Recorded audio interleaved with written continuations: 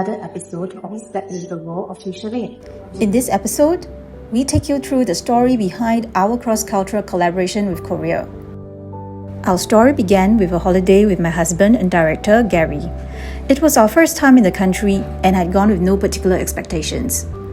Contrary to popular belief, I didn't start out as a K-pop fan, but I've always admired embroideries and Korean historical drama costumes. Our first visit to Korea was in 2017. At the time, we were struggling to find Peranakan embroiderers after our artisans retired. As a designer deeply interested in heritage crafts, I spared no chances to explore museums and embroidery workshops. I was amazed by the fine workmanship of Korean embroidery, their delicate colors and the mythical creatures like cranes, birds, phoenixes that seemed almost lifelike, made with threads that glimmer a soft sheen. Even on thin silks, the fabric remained smooth, showing their expert control of embroidery tension. I saw similarities with Chinese culture and yet stood apart.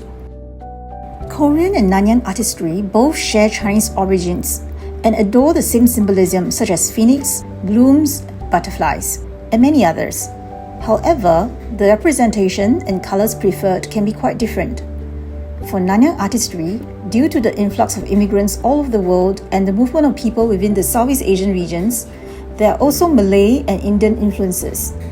I always feel that the vibrant colors of Nanyang are also associated with the richer shades of spice and culinary delights, while Korean embroideries are ethereal and refined. We also saw a range of hanboks, from fine quality pieces in top ateliers in Samcheong to simpler ones for the masses. Seeing how hanboks were commonly worn at palaces, cultural sites, and functions made me feel Korea had done well in preserving their heritage and identity. I felt hopeful that there are still artisans keeping the embroidery tradition alive. Peranakan embroidery is a dying art, and the ones practicing it now in Singapore and Malaysia tell me they often struggle to find good quality threads locally. My admiration for Korean art's refined aesthetics sparked a daring idea: to collaborate with another age-old culture to create something new. As usual, such thoughts do not receive much encouragement. A Korean fashion lecturer I knew in Singapore advised me to give up the idea, saying even locals struggle to find these artisans, let alone a foreigner who didn't speak Korean.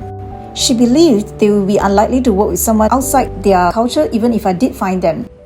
Perhaps she meant well, hoping to spare me the effort and eventual disappointment. However, through my entrepreneurial journey, I've learned that impossible means I am possible, as long as we persevere and are resourceful.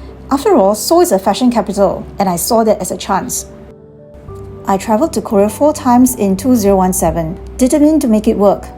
My friend and mentor introduced me to a retired Korean who pointed me in all directions. From there, I went knocking on every door I could find.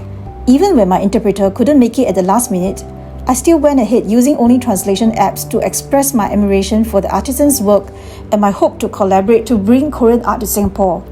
Perhaps it was resilience and sincerity which they found hard to reject. I eventually found a couple of artisans whom I work with until today. Of course, there were many challenges at first. I didn't speak Korean, and our working cultures were very different, but sincerity and passion are universal languages, and we connected through our shared devotion to creating beautiful things. I'm grateful for their patience in understanding my vision. Now, after years of collaboration, we have developed an unspoken trust and telepathy.